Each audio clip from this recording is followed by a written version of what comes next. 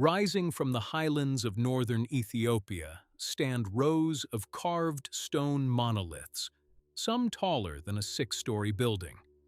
There are over 100 of them, scattered across a single field on the edge of an old city, most modest, a few enormous. Each was cut from a single block of stone and hauled here from a quarry several kilometers away, by means no one has fully reconstructed. The largest was never meant to fall. It stood over 30 meters tall before it was even raised, more than 500 tons of solid granite. It is, by most estimates, one of the heaviest monoliths anyone has ever attempted to stand upright. It broke while they were still raising it. The pieces are still there, cracked across a stone chamber it crushed on its way down, never moved, never repaired. This is Aksum. This kingdom was counted among the great powers of its age. Most people alive today have never heard its name. The land itself gives away almost nothing about what that sentence means. This is not desert. The Tigray Highlands sit high and cool above the surrounding lowlands, a plateau of red soil and scattered acacia where morning mist settles into the valleys and burns off slowly under a strong equatorial sun. Farmers still work fields between the standing stones. Cattle graze in the shadow of monuments raised before the fall of Rome. Walk the stele field at dawn, before anyone else arrives, and the silence feels like the silence of a place where nothing much ever happened. That silence is misleading. A kingdom capable of being counted among the great powers of its age did not announce itself through rumor alone. Every detail carved into the great stelae was aimed upward, at viewers who would never climb them, describing a building no one would ever enter, floor after false floor, window after false window, the carved ends of wooden beams that support nothing at all, because there is nothing behind this stone but more stone. How any of it actually got here remains only partly understood. The stone came from a quarry several kilometers outside the city, cut roughly into shape on site to save weight before the real work even began, hauling hundreds of tons of granite across open ground, up a gentle slope into position, using nothing that has survived in the archaeological record to explain the method. Some combination of sledges, rollers, ropes, and earthen ramps is the working assumption among archaeologists who have studied comparable ancient monolith-moving problems elsewhere, though no depiction of the actual process survives here, and no inscription describes it. What does survive is the evidence of at least one attempt that failed, mid-effort, in full view of whoever was watching that day. For roughly 700 years, this plateau was the seat of a kingdom whose ships controlled a stretch of Red Sea trade, whose merchants carried goods into Arabia and as far as India, and whose kings struck their own coins, gold, silver, and bronze, stamped with their own faces. Coins that have since turned up buried in the sand of ports, thousands of miles from where they were minted. One of the smaller stelae in this field never fell at all. It was taken. In 1937, soldiers of fascist Italy dismantled it, shipped it to Rome, and re-erected it there as a war trophy, a monument to a kingdom most Europeans could not have named, standing for nearly 70 years in a foreign capital before Ethiopia finally got it back. It was cut into 3 pieces, flown home on a cargo plane in 2005, and raised again on this same ground in 2008. The same ground it had stood on when it was carved, roughly 17 centuries earlier. A monument like that does not get stolen by accident. Whoever built this kingdom built something worth taking. The claim that this kingdom once stood among the world's great powers is not a modern exaggeration built to flatter a forgotten place. It survives in the words of someone who lived through Aksum's own era, a 3rd century religious teacher based in Persia, whose followers preserved a collection of his teachings in a set of manuscripts that vanished for over 15 centuries. Before workmen digging for fertilizer in the Egyptian desert accidentally uncovered them in 1929. Among those recovered pages is a short list. The teacher set out to name the handful of kingdoms he believed genuinely mattered in his world. Not the largest by territory, but the ones whose power was real and undeniable to anyone living at the time. Rome made the list. So did the Persian Empire he lived under. So did a kingdom of silk and jade far to the east, one modern readers would recognize immediately. The 4th kingdom he named was this one. In the centuries since, 3 of those 4 names became so familiar that children learn them before they can read.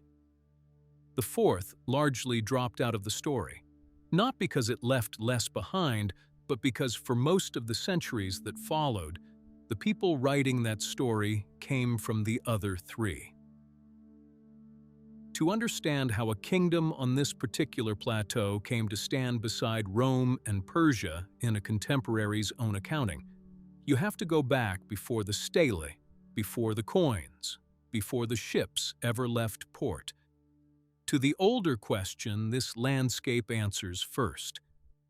Why a state capable of any of this rose here on this stretch of African highland and not somewhere else?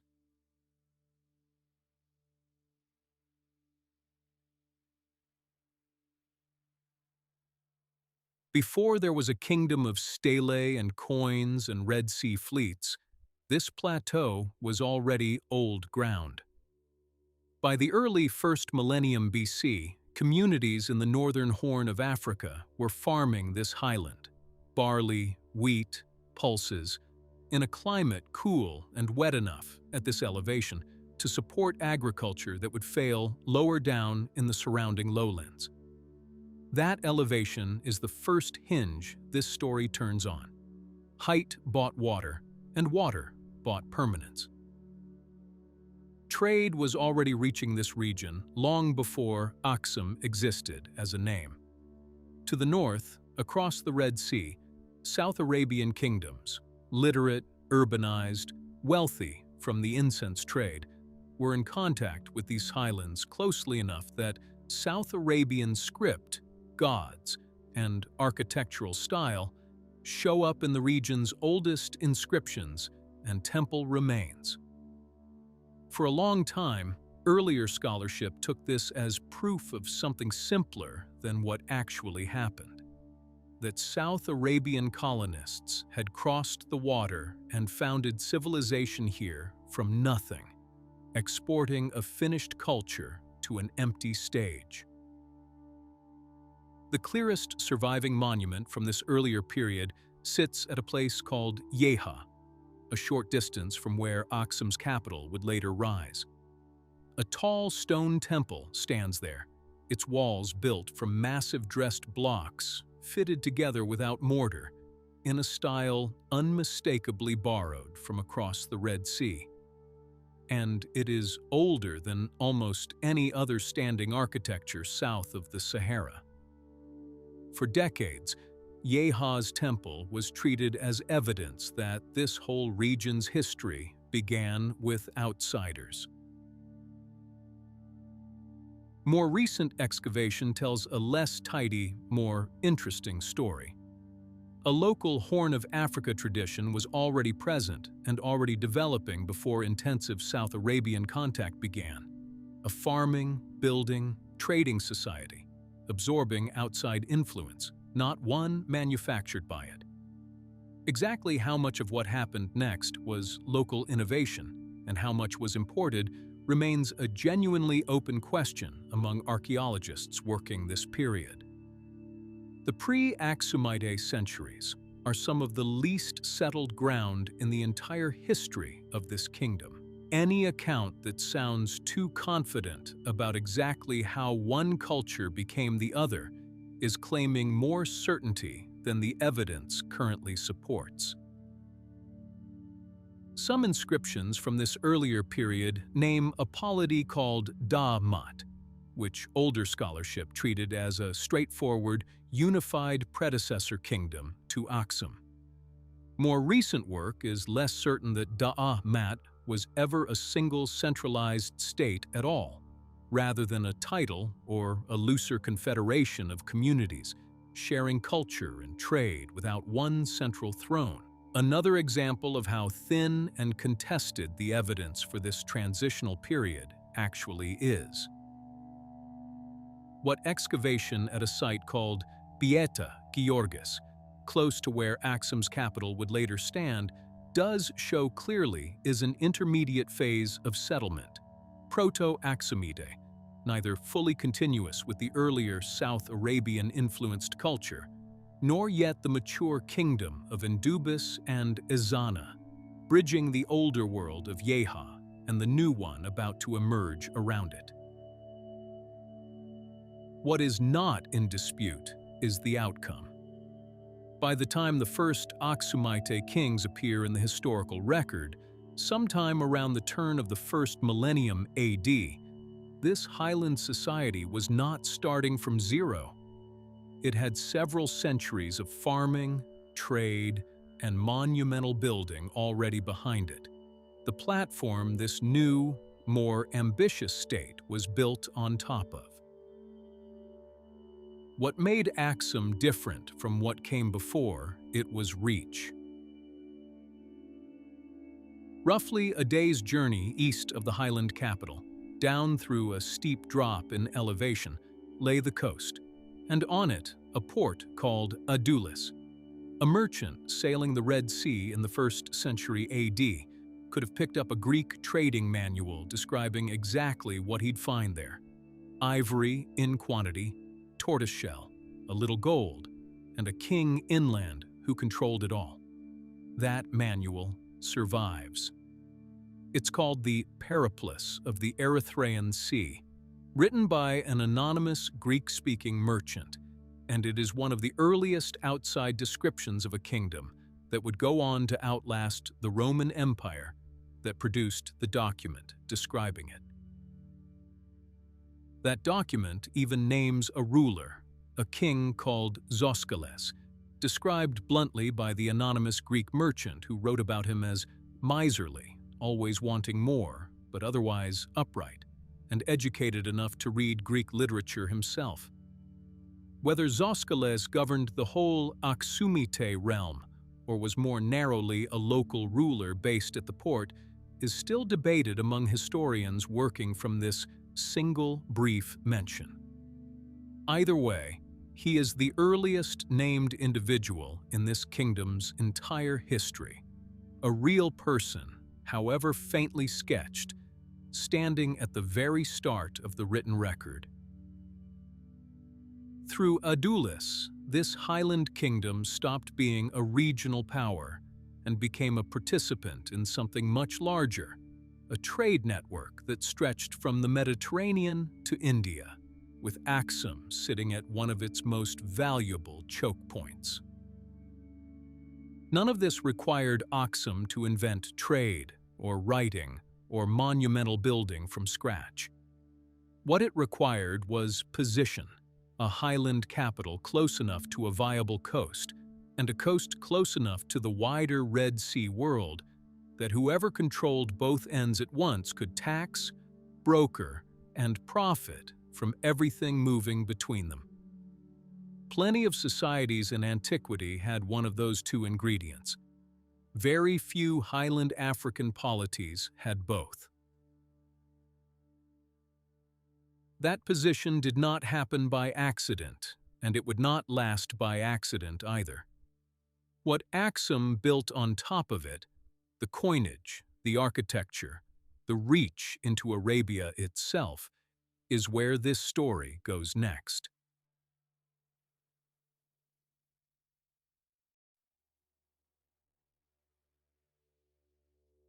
Adulis did not sell itself.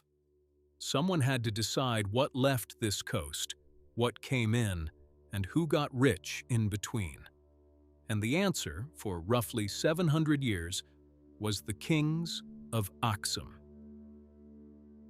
Picture the port itself for a moment. A harbor town on a hot coastal plain, nothing like the cool highland capital several days' journey inland. Its warehouses and docks, handling cargo in languages its own residents may not have spoken fluently. Greek-speaking sailors from Roman Egypt, Sabaean-speaking traders from across the water, Highland Aksumite officials collecting duties on everything that moved. Adulis was Aksum's window onto the wider world, and its most cosmopolitan place by a wide margin. A morning there might look something like this: ships riding at anchor since before dawn, waiting their turn to unload. Dock workers hauling amphorae of wine and crates of Roman glassware up from the hold, each piece checked against a merchant's own tally. A caravan arriving from the interior, its animals loaded with raw ivory, destined for buyers who would carve it thousands of miles away. An Aksumite customs official moving down the line of goods, assessing what the crown was owed before any of it changed hands again. None of this is invented texture. It is the Adulis the Periplus itself describes, a working port doing exactly what the text says it did, populated by exactly the kinds of goods and people the text names. Outbound, the manifest reads like a catalog of everything the ancient world wanted and couldn't get elsewhere. Ivory from elephant herds further inland, gold panned or mined from the highland rivers, tortoiseshell, rhinoceros horn, obsidian for blades and mirrors, and, increasingly, as the centuries went on, enslaved people, a grim and consistent line item in nearly every ancient trade network of comparable reach. This one included. Inbound came glass vessels from Roman workshops, wine, olive oil, fine cloth, and metal tools and weapons the Highlands could not easily produce themselves. A merchant unloading a ship at Adulis in the 3rd century AD was, in effect, plugging a Highland African kingdom directly into the economic bloodstream of the Mediterranean world. None of this trade fed a population that could not feed itself first.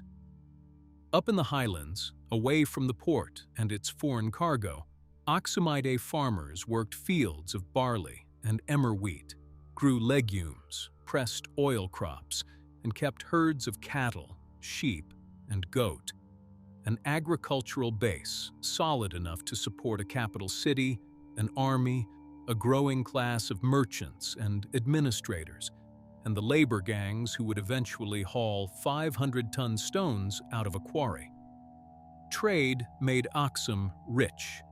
Agriculture made Aksum possible in the first place, and it rarely gets the credit the coins and the stele take for themselves. Then, sometime around the year 270, an Aksumite king named Endubis did something almost no other ruler south of the Sahara had ever done. He put his own face on money.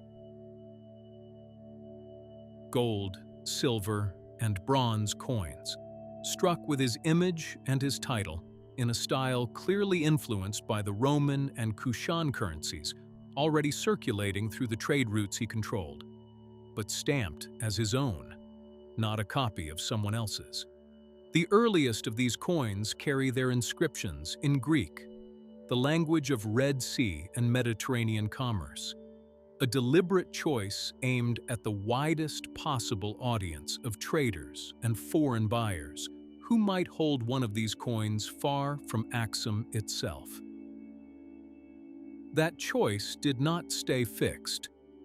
Over the following centuries, as Aksumite kings grew more confident asserting their own identity on the world stage, coinage increasingly shifted from Greek toward Ge'ez, the kingdom's own script, not a clean, total break, since bilingual and transitional issues exist alongside the change, but an unmistakable overall drift, money speaking increasingly in the kingdom's own voice rather than translating itself for outsiders.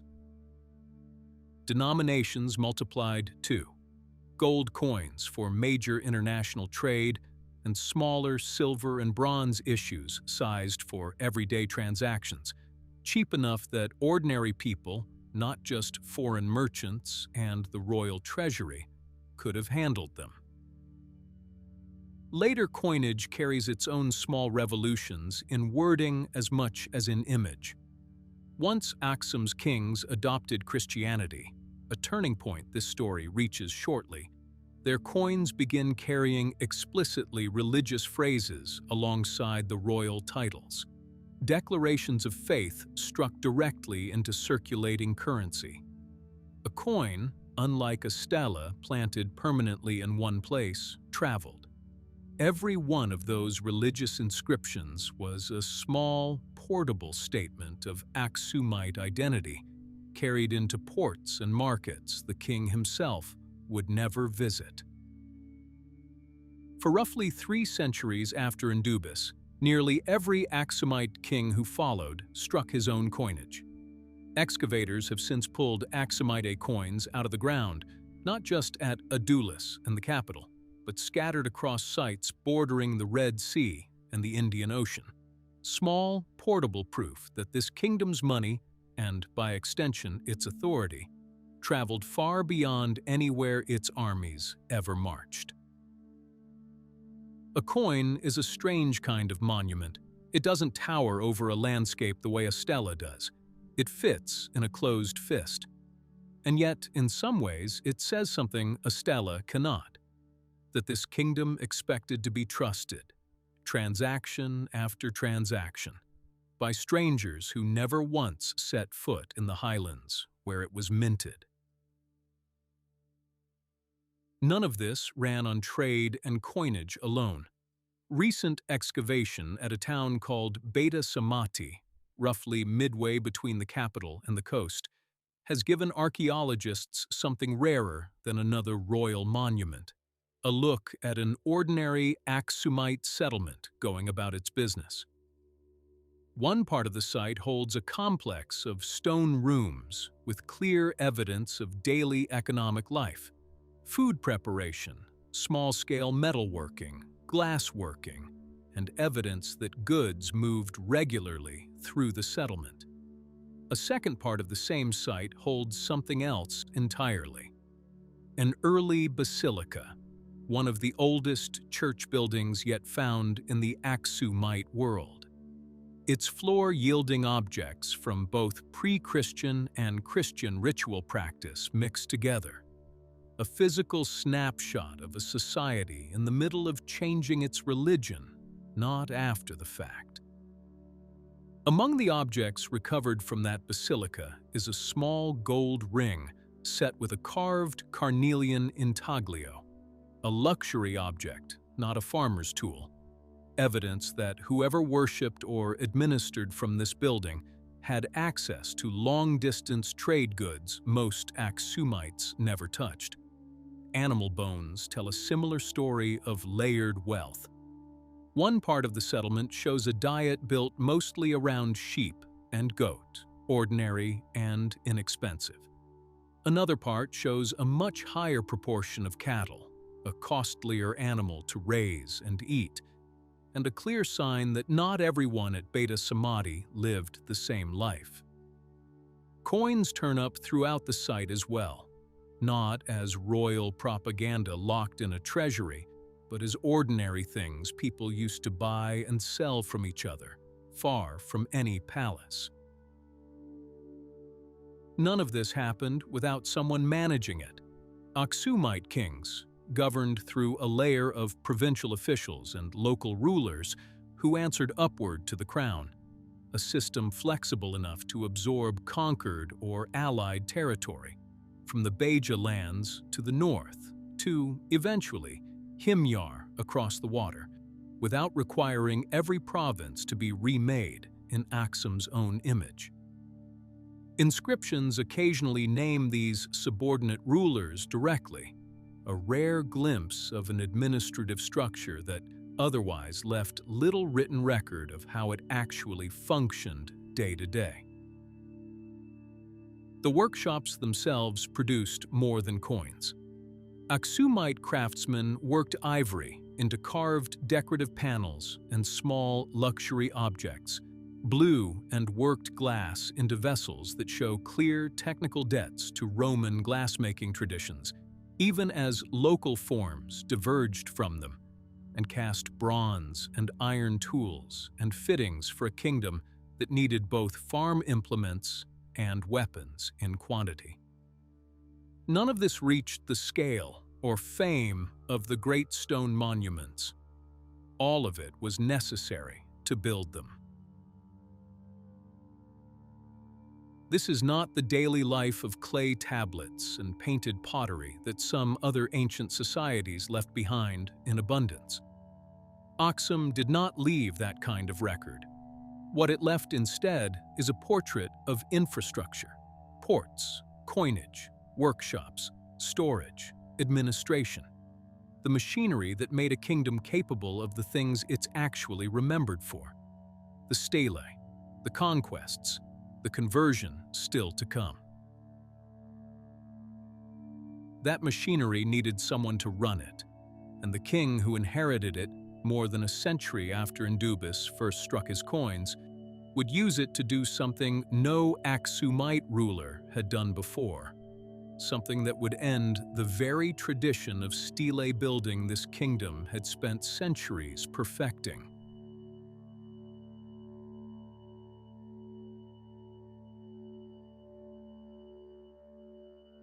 The king's name was Ezana, and he came to the throne sometime in the early 4th century AD, inheriting a kingdom already wealthy, already coined, already reaching into Arabia through raids and alliances his predecessors had built. What he did with that inheritance is carved, in his own words, into stone that still stands in the city today. Ezana's inscriptions are not modest. They record military campaigns against neighboring peoples, the Beja to the north along the Red Sea coast, the Agau peoples in the Highlands closer to home, and the Noba and the Kingdom of Kush itself to the west, along the Nile, where Aksumite forces claimed victory over a rival power already centuries old by the time Ezana's armies reached it. Taken together, the inscriptions describe a kingdom fighting on several fronts within a single reign, consolidating highland territory even as it reached outward toward the Nile and the coast simultaneously. The language is blunt and self-glorifying, the kind every ancient king used to describe his own wars. What makes these inscriptions unusual is not the boasting. It's the language they're boasting in. The same inscription carved 3 times in 3 different scripts. Ge'ez, the Highland Kingdom's own language. Greek, the language of Mediterranean trade and diplomacy.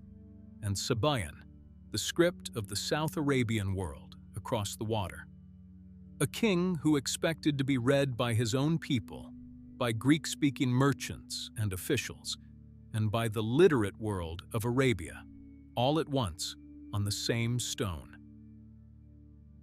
One inscription in particular describes a campaign against the Noba, a people living along the Nile in territory that had once belonged to the kingdom of Kush. Ezana's own account claims a decisive victory, complete with numbers of prisoners taken and settlements destroyed, the kind of specific, boastful detail ancient royal inscriptions favor, and the kind that historians treat as a starting point for investigation rather than settled fact, since no ancient king wrote an inscription designed to make his own campaign look smaller than it was. What the inscription does establish, reliably, is reach. An Aksumite army operating along the Nile, hundreds of kilometers from the highland capital, at a moment when the old Kushite kingdom Ezana's forces confronted there was itself in serious decline. Long before any of that stone was carved, though, the story of how Christianity actually reached this court begins somewhere far less dignified than a royal inscription, with a shipwreck. Sometime in the early 4th century, a Christian philosopher from Tyre set out on a voyage with two young relatives, boys named Frumentius and Iodicius, sailing waters that touched the Red Sea and the Indian Ocean. The ship never completed its journey. Whether by shipwreck or by a violent falling out with local sailors, the two boys ended up the only survivors, taken into the Aksumite court, not as guests, but effectively as captives who proved too useful to send away. Frumentius grew up inside that court. He was educated, trusted, and eventually became tutor to the young crown prince, Ezana himself.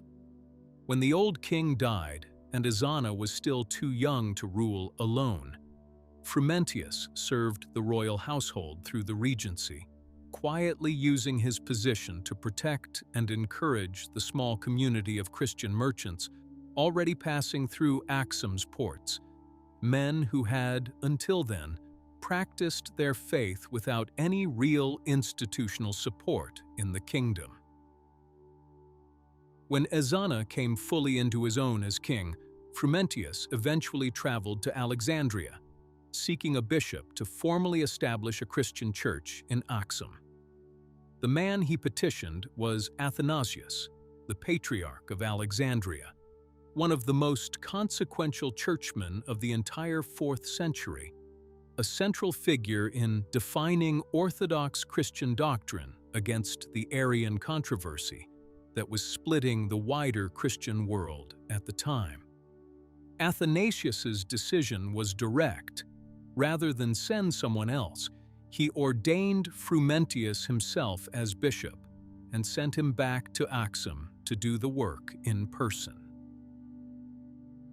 Frumentius returned home as Aksum's first bishop, remembered in Ethiopian tradition by the honorific Abuna, our father, a title still used for the head of the Ethiopian Orthodox Church to this day. The primary account of all this survives through the Roman historian Rufinus of Aquileia, writing later in the 4th century, who says he heard the story directly from Aedesius himself. Somewhere in the middle of Ezana's reign, the exact date and the exact moment are not recorded. The language of his own inscriptions changes. The earlier ones invoke Aksum's traditional gods, Astar, Beher, Meder, the old highland pantheon, alongside South Arabian deities absorbed through centuries of contact. The later ones invoke a single god, described in terms unmistakably Christian. There is no dramatic conversion scene in the record, no burning bush, no single carved account of the day it happened. What survives is quieter and, in its way, more convincing, an administrative and religious shift written into the coinage itself. Coins minted early in Ezana's reign show the old symbol of Aksumite kingship, a crescent and disk, sun and moon, the old gods rendered in miniature. Coins minted later in his reign replace it with a cross.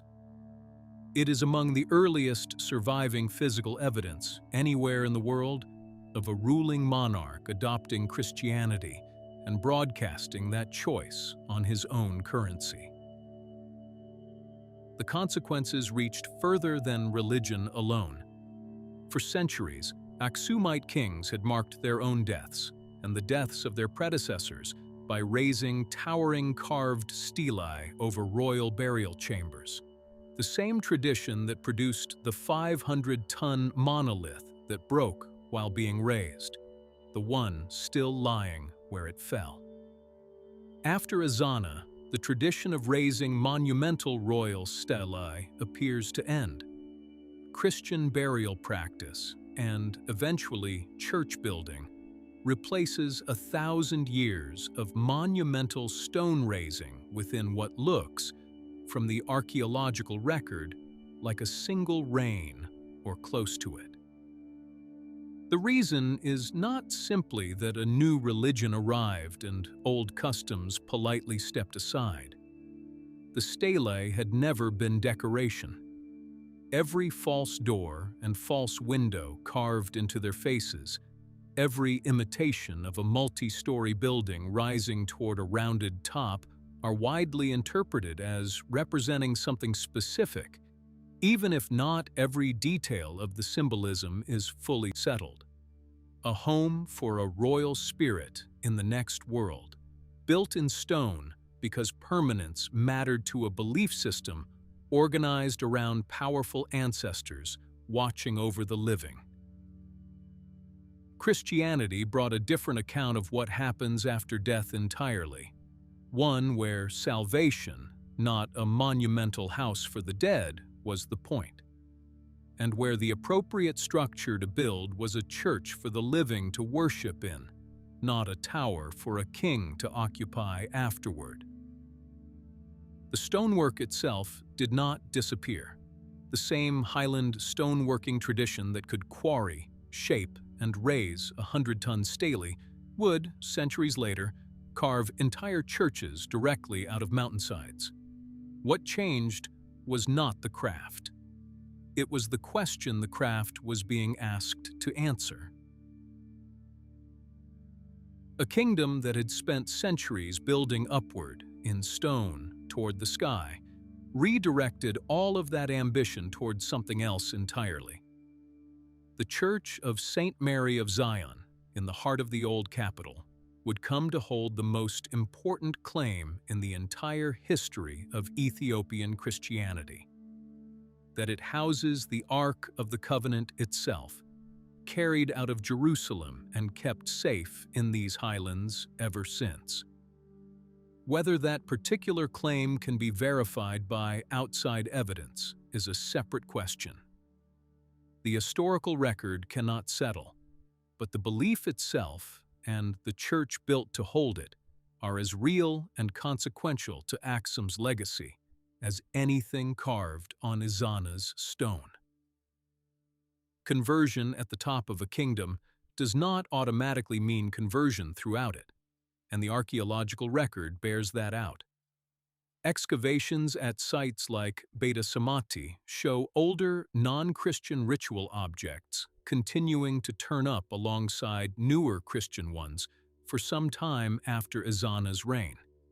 Evidence of a slow, uneven spread outward from the royal court, rather than an overnight transformation of an entire highland population. Christianity became Aksum's official identity under Ezana.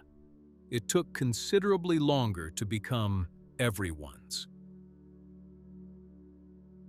A kingdom that could rewrite its own religion in one reign without losing its grip on power was not a fragile state clinging to relevance. It was strong enough to change what it believed in and keep functioning regardless. That strength is exactly what would carry Aksum within the next 2 centuries, across the water and into a war far from its own highlands.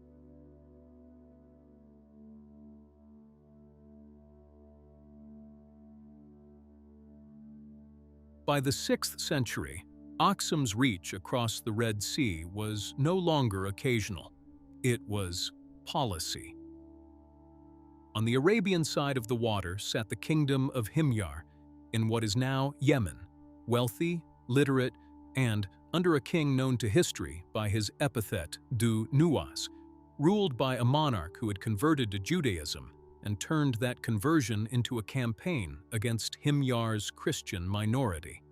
Around the year 523, Du Nuwas's forces besieged the Christian city of Najran, and, according to multiple surviving accounts, Byzantine, Syriac, and later Islamic sources among them, killed much of its Christian population rather than let them renounce their faith. Survivors' letters describing the massacre reportedly circulated as far as the imperial court in Constantinople, turning a regional persecution into news across the entire Christian Mediterranean world. News of Najran reached Aksum too, by this point a self-consciously Christian kingdom for nearly 2 centuries, sitting closer to Himyar than any other Christian power on earth, and, according to several contemporary and later sources, encouraged toward intervention by the Byzantine emperor, who had every reason to want a Christian ally checking Himyarite power on the Arabian side of the Red Sea. Crossing the Red Sea with an army was not a casual undertaking. Caleb needed ships in quantity, provisions for a force large enough to challenge an established Arabian kingdom, and enough confidence in Aksum's own internal stability to leave the Highlands during the campaign. Evidence, on its own, of just how far the machinery built by Endubis's coinage and Adulis's trade had matured by the 6th century. This was not a raid. It was an amphibious invasion mounted by a kingdom with the administrative and logistical depth to actually sustain one. The Aksumite king at the time, Caleb, did what geography and religion together made almost inevitable. He assembled a fleet, crossed the Red Sea, and invaded. The campaign succeeded. Himyar fell under Aksumite control, ruled for a time through a client king answering to Caleb, before an Aksumite general named Abraha eventually broke away and ruled South Arabia in his own name instead. For a brief window, an African Christian kingdom governed territory on both sides of the Red Sea, a reach further than Aksum would ever hold again. Abraha did not simply hold what Caleb had won. Inscriptions he left behind, carved in his own name, in the South Arabian script of the land he now ruled, record campaigns of his own against rival Arabian factions, evidence that his rule in Himyar was an active, contested power in its own right, not a quiet governorship. He built a great church at his capital, Sana'a, intended, by some accounts, to rival Mecca itself as a center of pilgrimage and trade for the peoples of Arabia. That ambition, according to later tradition, led Abraha to march north. Around the year 570, Abraha assembled an army. Islamic tradition puts it at tens of thousands of men, accompanied by one or more war elephants, and marched on Mecca, intending, in this telling, to destroy the Kaaba, the shrine at the heart of the city's religious and economic life. The expedition never reached its goal. Islamic tradition holds that the campaign collapsed before the walls of the city, an event so consequential to later memory that the year itself came to be called the Year of the Elephant, and is remembered in the same tradition as the year the Prophet Muhammad was born. This account survives in Islamic scripture and early historical writing rather than in any Aksumite source, and the more miraculous details are, understandably, treated with appropriate distance by historians working outside that religious tradition. But the underlying event, an Aksumite-backed ruler of Himyar, leading a major military expedition northward into Arabia around this date, is independently supported by South Arabian inscriptions recording Abraha's other campaigns in the same period. Whatever actually happened outside Mecca that year, Abraha's Arabian adventure marked the high point of Aksumite-linked power on the peninsula. It would not survive the decade. By the 570s, a resurgent Persian empire pushed into South Arabia and ended Aksumite control there for good, closing the chapter Caleb had opened half a century earlier. Himyar became a Persian province rather than an Aksumite one, folded into the wider rivalry between Persia and the Byzantine Empire that dominated the entire Eastern Mediterranean and Near East during this period. A rivalry Aksum, for all its Red Sea power, was ultimately too small to compete indirectly once Persia decided South Arabia mattered enough to take by force. But the memory of a Christian African king willing to cross the sea to defend a persecuted minority did not close with it. Roughly a century after Caleb's war, a very different group of refugees looked toward the same highlands for the same reason. In the early 7th century, a small community of Muslims in Mecca faced persecution from the city's ruling clans for following a new prophet named Muhammad. Rather than fight or convert, a group of them chose to leave, and the man they trusted, according to the earliest Islamic biographical accounts, told them where to go, across the Red Sea, to a Christian king in the Ethiopian highlands, known for ruling justly and wronging no one. Islamic tradition calls this journey the first hijra, the first migration, and it happened years before the more famous migration to Medina that later gave the Islamic calendar its starting point.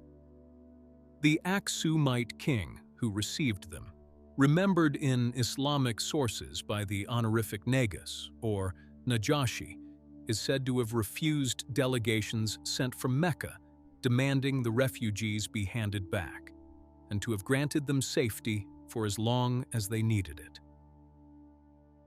This account comes down to us through Islamic tradition rather than Aksumite royal inscription. No Aksumite source describes the episode from its own side, but it is treated as historically credible by scholars of early Islam, and it remains, to this day, one of the reasons Ethiopia holds a distinct place of respect in Islamic memory. Two refugee stories, roughly a century apart, on opposite sides of a widening religious divide, and Aksum stood on the side of shelter in both of them. Caleb himself did not stay on the throne to see any of what came after his war. Ethiopian and Greek tradition alike record that he eventually abdicated, sent his royal crown to be dedicated at the Church of the Holy Sepulchre in Jerusalem, and retired to a monastery for the remainder of his life, a king who had commanded the largest cross-water military expedition in his kingdom's history, choosing, by every surviving account, to end his life as a monk rather than a monarch. Both the Ethiopian and the Roman Church eventually recognized him as a saint. That reputation, though, did nothing to slow what was coming. The same religious upheaval reshaping Arabia around the Prophet Muhammad's life was about to reorganize the entire world Aksum's wealth depended on. Within a generation of the first Hijra, Arab armies would sweep out of the peninsula in every direction, north into Byzantine and Persian territory, and, eventually, across the narrow stretch of water that had made Aksum rich for 600 years.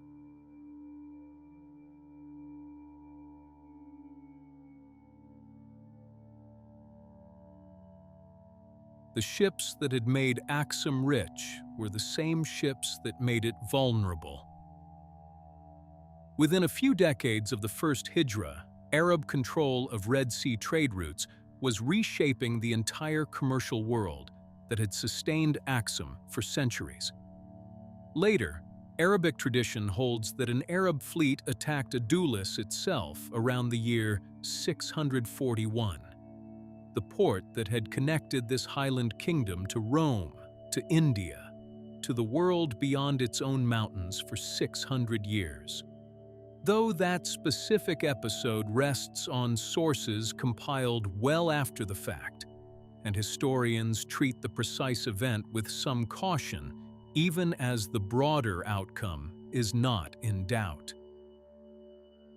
Adulis appears to have declined substantially during this period, and within a generation or two it had ceased to function as Aksum's major international port.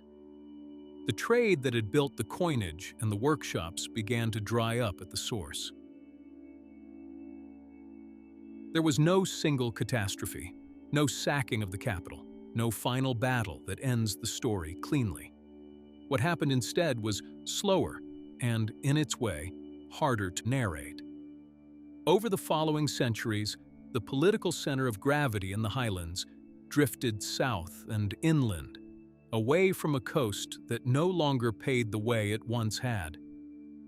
Coinage, so reliable a marker of royal power for 300 years, eventually stops being minted altogether. A quiet ending for a tradition that once broadcast Aksum's authority as far as India. The kingdom did not fall in any dramatic sense. It withdrew, generation by generation, into a smaller and more purely highland version of itself. Historians do not agree on a single reason why. Lost Red Sea trade is the explanation this documentary has followed, because it connects most directly to everything already established about how this kingdom built its wealth. But it is one thread among several serious ones, not a settled verdict. Some scholars point to environmental pressure and declining agricultural productivity in the highlands themselves, independent of anything happening at the coast. Others point to internal political fragmentation, as regional authority that had once answered to Aksum's kings became harder to hold together. Most likely, no single cause fully explains it. A kingdom rarely loses everything for only one reason, and Aksum's decline probably reflects several of these pressures compounding at once, rather than any of them acting alone. Aksum, the city persisted. Aksum, the Red Sea power, did not. Centuries later, in a Europe that had never seen these highlands and knew almost nothing certain about them, a legend began circulating about a Christian king ruling somewhere in the east, cut off from Christendom by hostile territory, sitting on fabulous wealth and awaiting rediscovery by his fellow believers. Medieval writers called him Prester John. For a long time, mapmakers and monarchs debated where exactly to look for him.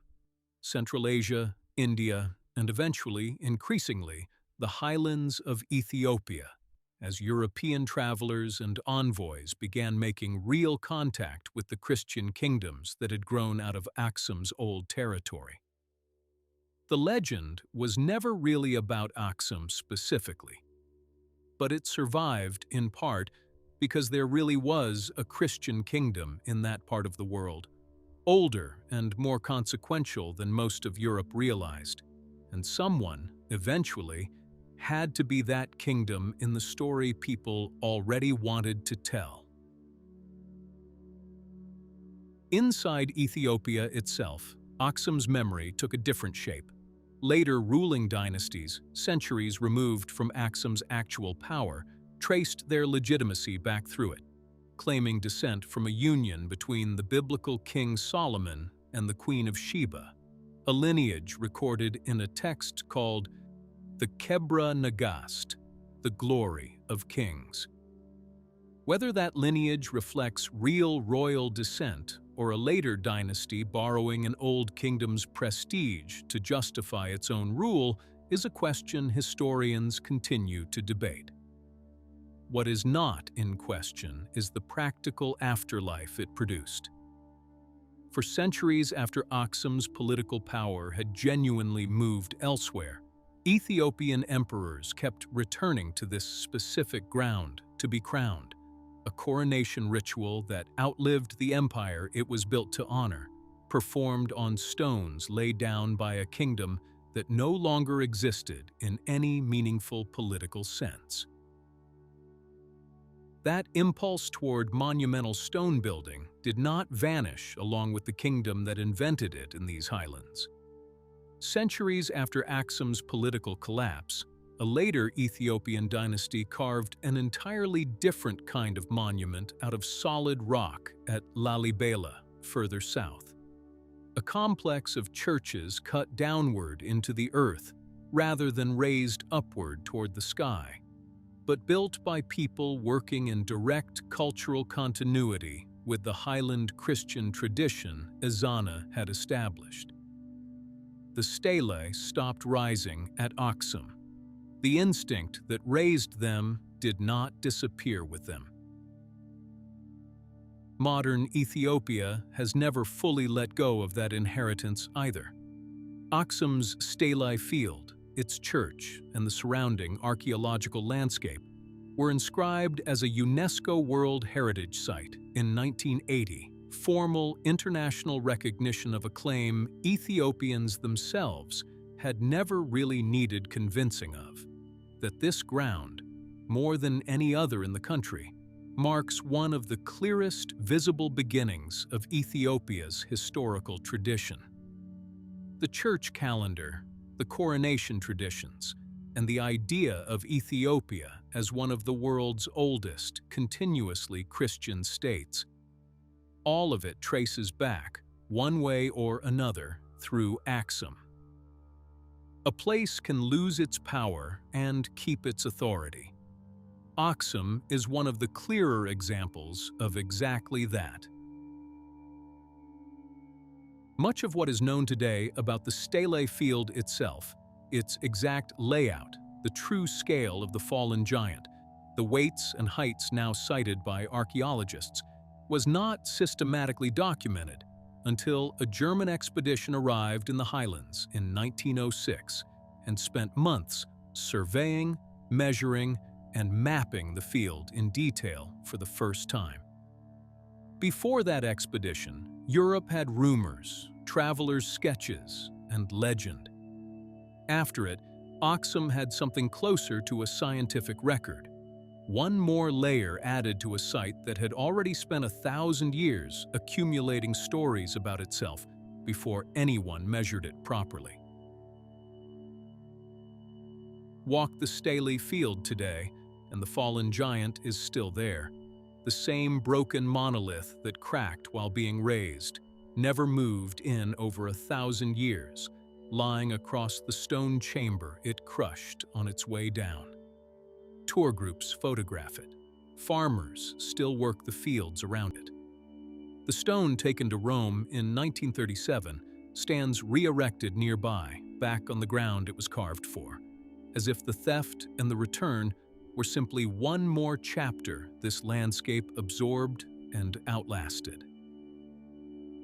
None of it looks, at first glance, like the remains of a kingdom a Persian prophet once ranked beside Rome. No Colosseum, no triumphal arch, no sprawling ruin the size of a modern city. Just a field of standing and fallen stones on a quiet plateau, still doing the only job they were ever actually built for, marking, for anyone willing to look up, exactly how much this ground once mattered. A 3rd-century observer, writing from Persia, once placed this kingdom beside Rome, Persia, and China without hesitation, one of 4 powers he considered genuinely undeniable in his world. For most of the 16 centuries since, almost no one outside these highlands remembered that he had said it. The stones remembered. It only took this long for the rest of the story to catch up. Thank you for drifting with us tonight. New journeys every week.